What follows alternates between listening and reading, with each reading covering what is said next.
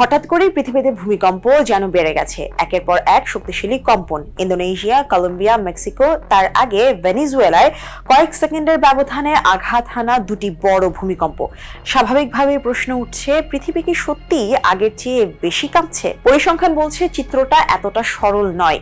USGS এর হিসাবে বিশ্বে প্রতি বছর প্রায় 20,000 ভূমিকম্প রেকর্ড হয়, অর্থাৎ প্রতিদিন গড়ে 55টি। তবে এর অধিকাংশই এত দুর্বল যে মানুষ টেরও পায় না। বড় ধরনের ক্ষয়ক্ষতির ঝুঁকি সাধারণত 6 বা তার বেশি মাত্রার ভূমিকম্পে বাড়ে। গত 10 বছরে অর্থাৎ 2016 থেকে 2025 পর্যন্ত বিশ্বে বছরে 6 বা তার বেশি মাত্রার ভূমিকম্প হয়েছে গড়ে 133টি। সবচেয়ে কম ছিল 2024 সালে 99টি, আর সর্বোচ্চ 2021 সালে 157টি। চলতি বছরের আগস্টের মাঝামাঝি পর্যন্ত এমন ভূমিকম্প হয়েছে 91টি, এর মধ্যে 7-এর উপরে 11টি। এই সংখ্যা গত দশকের চেয়ে কিছুটা বেশি হলেও এখনো তা অস্বাভাবিক পর্যায়ে যায়নি, বরং এই বছর এখনো 8 বা 9 মাত্রার কোনো ভূমিকম্পই হয়নি। তাহলে সাম্প্রতিক ভূমিকম্পগুলো এত ভয়াবহ কেন মনে হচ্ছে? কারণ একটি ভূমিকম্প রিক্টার স্কেলে কতটা শক্তিশালী সেটি সব নয়। ভূমিকম্পের গভীরতা, জনবসতির কতটা কাছে আঘাত করছে, মাটির ধরন, ভবনের নির্মাণ মান, এসবই নির্ধারণ করে ক্ষয়ক্ষতির মাত্রা।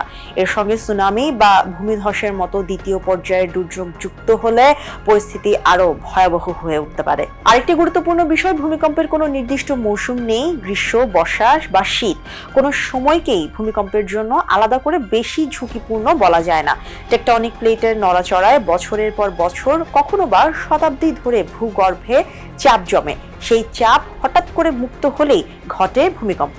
তাই বড় ভূমিকম্প ঠিক কবে হবে বিজ্ঞানীরা এখনো নির্ভুলভাবে তা বলতে পারেন না। তবে কোথায় ঝুঁকি বেশি তার একটা ধারণা রয়েছে। প্রশান্ত মহাসাগর ঘিরে রিং অফ ফায়ার বিশ্বের সবচেয়ে সক্রিয় ভূমিকম্প প্রবণ অঞ্চলগুলোর একটি।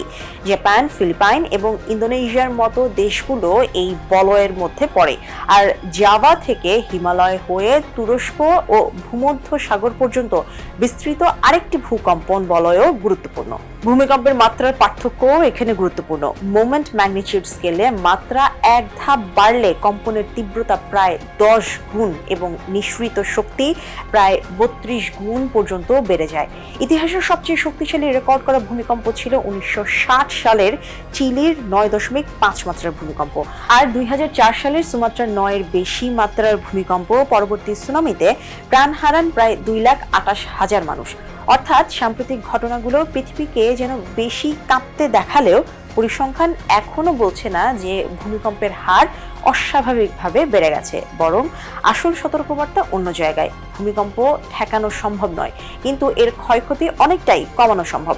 আর সেই প্রস্তুতিটাই নির্ধারণ করতে পারে পরবর্তী ভূমিকম্পটি কতটা প্রাণঘাতী হবে।